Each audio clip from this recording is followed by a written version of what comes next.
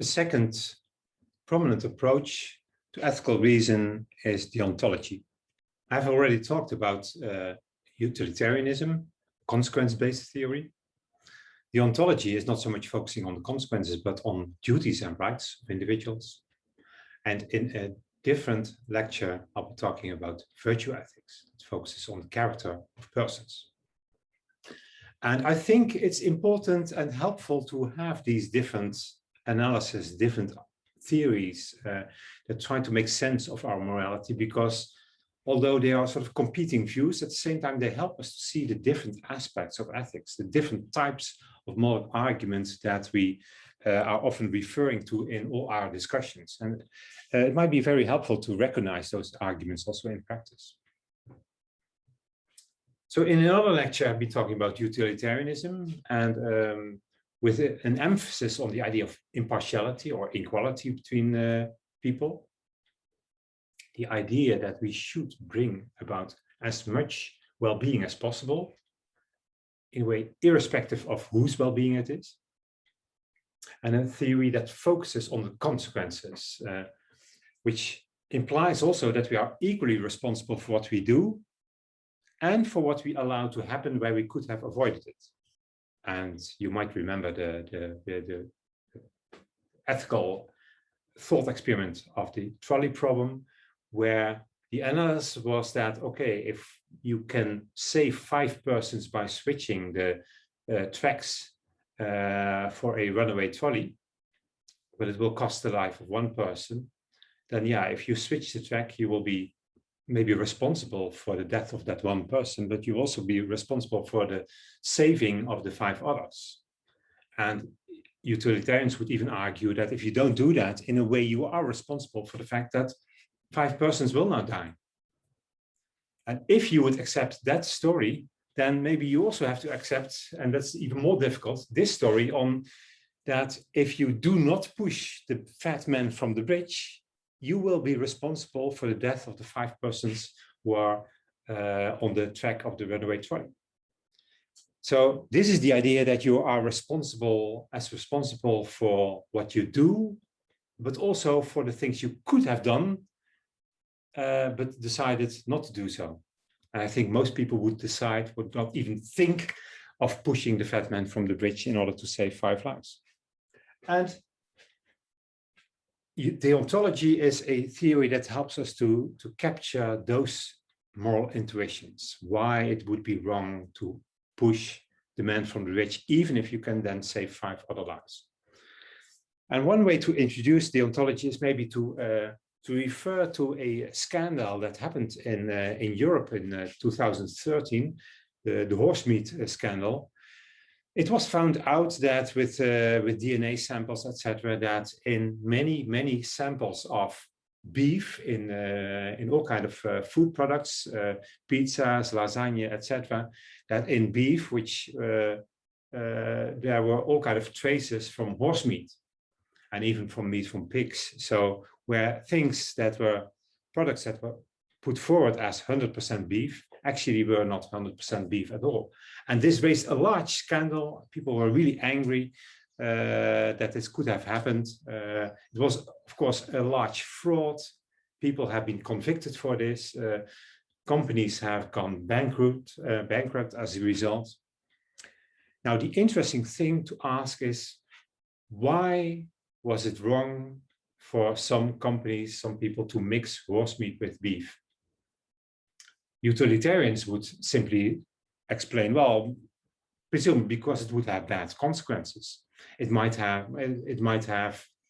be lead to unsafe products, for example. Well, actually, it did not lead to unsafe products at all. So the food was not more dangerous to health or so. And utilitarians would also have problems to argue about the wrongness of mixing horse meat with beef if, well, of course, this was all done secretly. So if this would have been a success, if no one would have ever found out, then maybe utilitarians should be sort of neutral about the rightness or wrongness of this fraud. And of course, we are, I think, all convinced that such fraud is wrong. And why is it wrong? Well, you are misleading consumers, you are not informing them, etc., etc. And such deception, such fraud, in a way, is maybe even wrong in itself. And this is the core idea of deontology. Core idea, the core thesis, the deontological thesis is that some actions are morally wrong, irrespective of consequences. They are morally wrong due to the nature of that particular action. And there are all kinds of examples: deceiving other people, lying to your friends, intentionally killing an innocent person, manipulating people, discriminating, humiliating others, harming others, treating someone unfairly, etc., etc. And the idea here is that there is something wrong in lying to people, to deceiving people, even if it would have good consequences. There is wrong in manipulating others, even if it would make those people better off. You could think about how governments or supermarkets could manipulate consumers in such a way that they would always buy the more healthier food products. That would be good for their health. But still, I think we would see manipulating choice as something that is wrong anyway. And the idea of deontology is that actually this is because we have basic duties not to deceive others. We have a basic duty not to murder, not to kill an innocent person, not to manipulate others, not to harm them, etc. And not because it makes us all better off, but because of, well, that's the question that deontologists have to give an answer to. So why do we have such basic duties, for example, not to lie, to tell the truth? Well, there are various philosophical foundations. Intuitionists would say, well, actually, this is just self-evident. We just know that that we should not lie, that we should not manipulate others. And we can think about it. And the more we think about it, the more we realize that actually it is simply the case. It's self-evident in a way. That's one way, one possible answer. And maybe philosophers want to have more of an answer than that often. So other approaches have argued that, well, we could suppose in a hypothetical situation, if we would talk with one another about, well, what should be the basic principles and rules of our morality? If we would talk about that, then maybe as reasonable persons, we would come to such rules as you should not lie, you should not deceive others, you should not harm others, etc. And that might be one quite plausible foundation for these duties, a sort of social contract, as it were. And Immanuel Kant is a philosopher of the Enlightenment and who came with a somewhat different approach, although it can be connected a bit with the contractualist approach.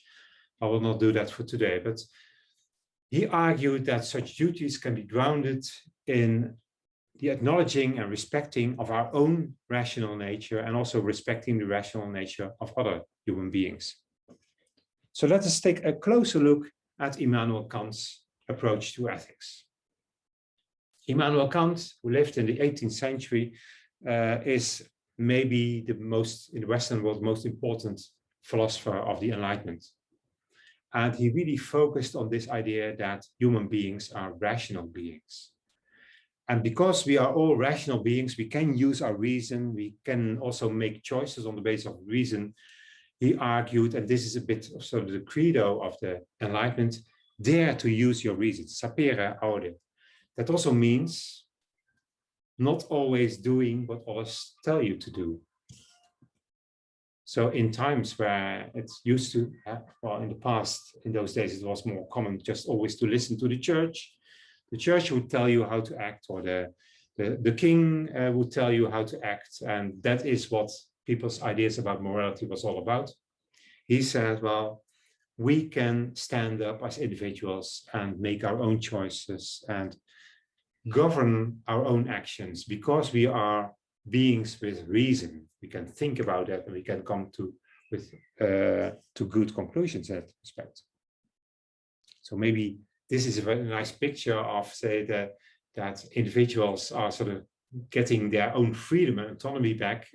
Maybe the picture would even be better if the person on the lines would be with having the scissor in her own hands and freeing herself. That would be the idea of sapere aude, dare to use your own reason.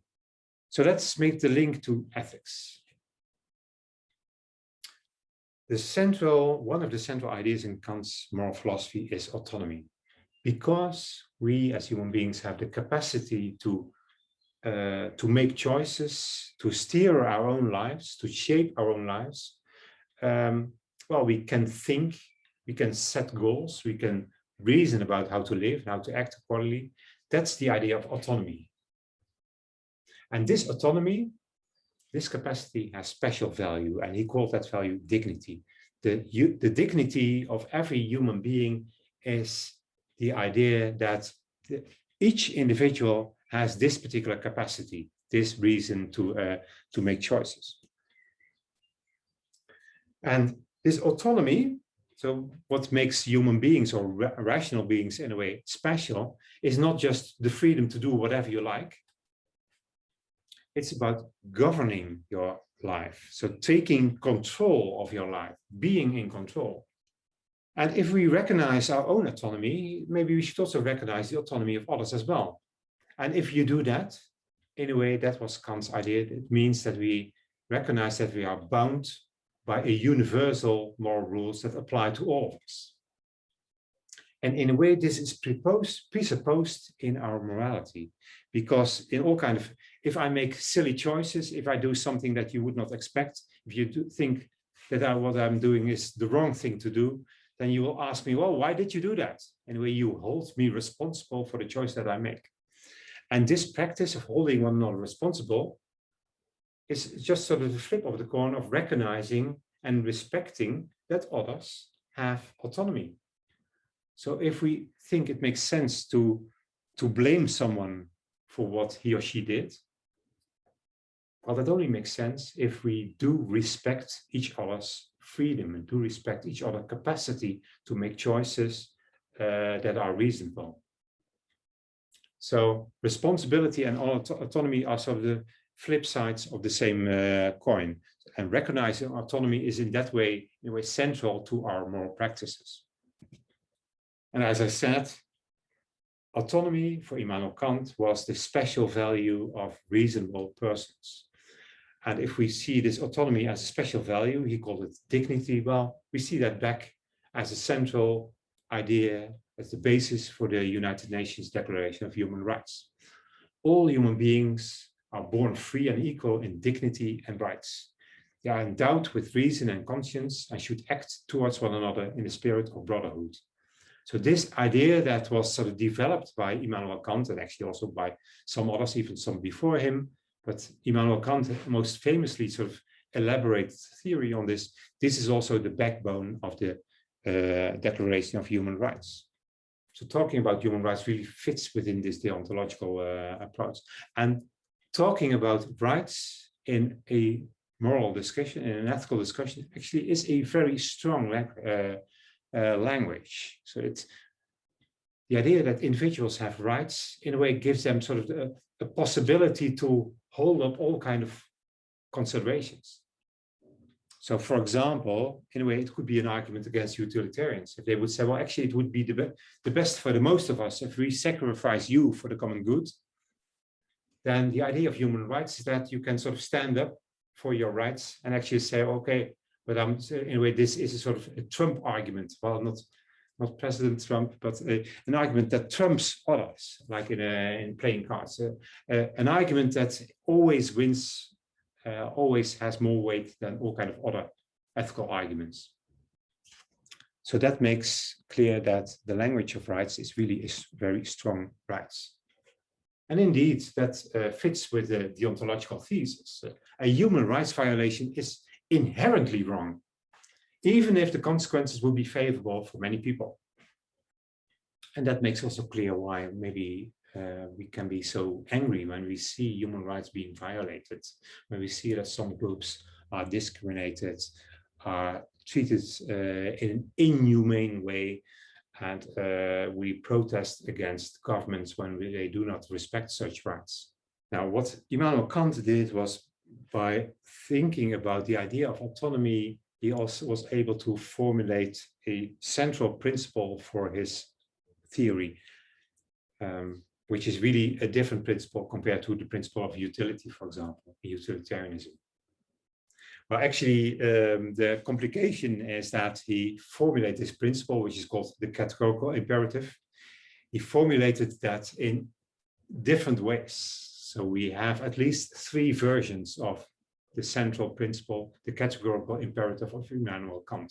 One of the most common formulations of this principle is the idea that we should always treat humanity, that can be myself, that can be you, any other person.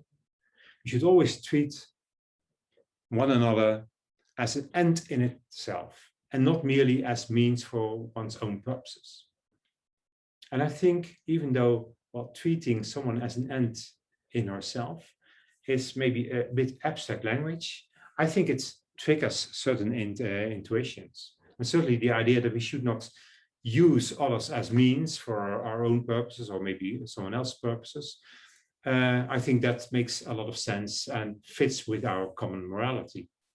For Immanuel Kant, treating others as end in themselves means respecting each person's capacity to choose, respecting each person's capacity to set their own goals. That means, in a way, if I'm also respecting the goals that you are embracing, I see you in a way also as an end, a goal in yourself, as a human being who sets her own ends, who sets her own goals.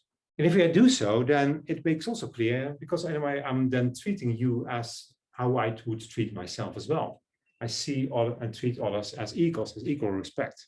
And if we look at it as more on a level of a society, if we see ourselves as a community of all autonomous persons who are capable to govern their own lives, as persons who deserve respect, that also means that we should accept certain moral constraints on our own freedom. I cannot just do all the things that I would like to do, because I have to respect the rights of others as well. I have to respect the autonomy of other human beings as well. This is the core of Kantian philosophy, Kantian ethics. And Kant's ethics can also be, connected to an idea about how the government, how the state should act towards individuals. And that would fit actually in a sort of more liberal approach to politics. Governments should, in the first place, promote each person's freedom and let individuals make their own choices. That's respecting individuals. And they should not impose a view on how individuals should live their own lives. So that also means that the government cannot impose a particular religion on freedom. And maybe, and that might be an interesting debate, maybe the government should even be reluctant to impose ideas about how healthily we should be living upon human beings. It also means that individual responsibility is a central idea also in politics, and that the state should maybe be reluctant in entering the sort of the autonomous zone in which every individual is living. At the same time, of course, governments should prevent that individuals are abusing their own freedom and harming others. So there are, of course, clear basis for the state to intervene in our lives, but it's primarily in order also to protect the freedom and the autonomy of every individual person. Well, as I mentioned earlier, this emphasis on autonomy, because autonomy is sort of the flip of the coin, and on the other side of the coin, we see something like responsibility. You can imagine that indeed governments in a strong liberal approach would also argue, well, the state should not tell you how to live. The state should giving you as much as freedom, but also responsibility as possible. And that means maybe for the state to step back a little bit. For example, if we talk about health promotion. So if we compare utilitarianism with deontology, what are the main issues? Well, both approaches in a way stress impartiality and equality, but they do so in very different ways. Utilitarians would say, well, actually by maximizing total well-being and in a way seeing every individual's well-being as important as any other person, we are treating human beings as egos. It's just that everyone's well-being is sort of put on the total, and it doesn't matter who you are. It only matters how much your well-being is affected for utilitarians. That's, of course, one way to embrace impartiality and equality. Deontologists take another approach. They say, well, actually, it's not about, in a way, throwing everyone's well-being on a large total common good. What we should do, what we need to do, is to acknowledge the equal dignity of each individual and acknowledging that every person has rights that must be respected. That's a different approach towards equality and impartiality. And another important difference is that in deontology, it leads us to a much less expansive idea of moral responsibility. When I was introducing utilitarianism, I mentioned that this approach implies that we are as responsible for the things that we do as we are for the things that we do not. Well, given that deontology is much more focusing on our particular actions and talking about, okay, but certain actions are wrong, lying is wrong, and deception is wrong, for deontology would say, okay, if we simply refrain from those actions that are wrong, actually, that's already, then we are nicely on track in morality. So the emphasis is much more on negative duties, on avoiding unrespectful, wrongful action. And for utilitarians, well, even those utilitarians who would sort of even agree with that we sometimes have to push the fat man from the rich, although I'm doubtful whether people will really embrace that idea, but it's a clear example of how utilitarianism sees that we are as responsible for what we do as what we decide to do not. If you do not push that person, then you are responsible for the death of 5 persons. Well, in deontology, of course, this would be nonsense. We are not responsible to that. Actually, you would be responsible for killing someone, because in this case, you are intentionally killing an innocent person.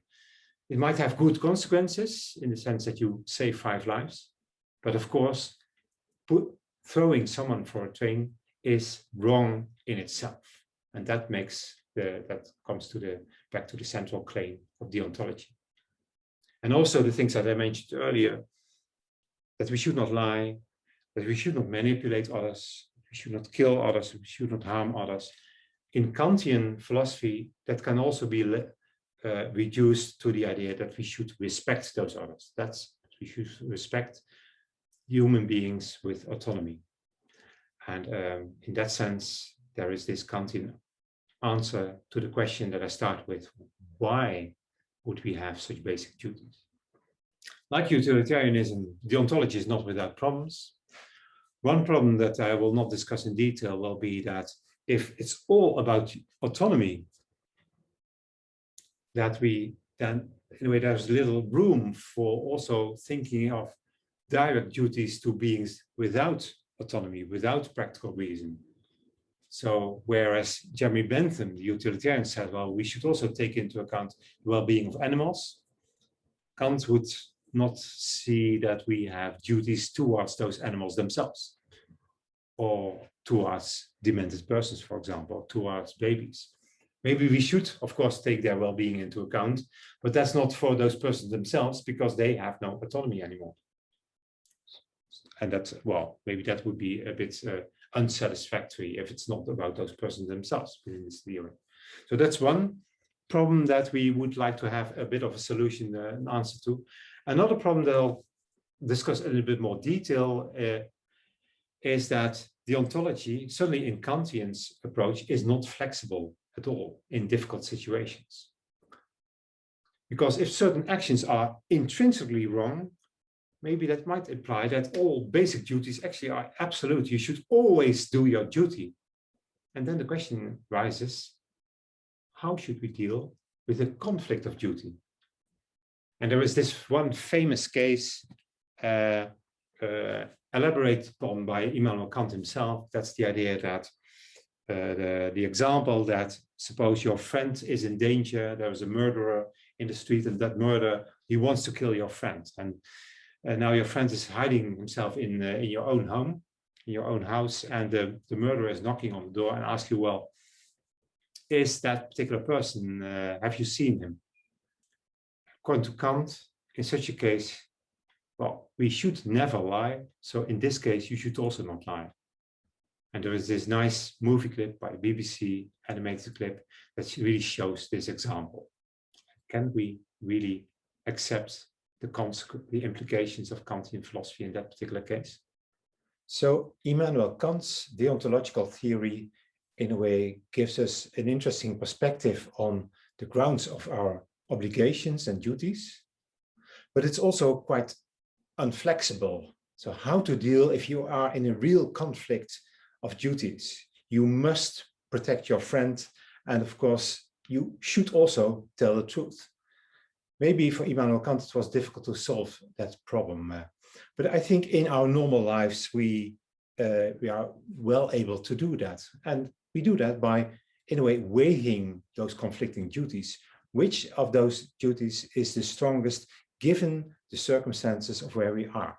That's what I mean with balancing or weighing duties. And the metaphor of the pair of scales, I think, is really appropriate here.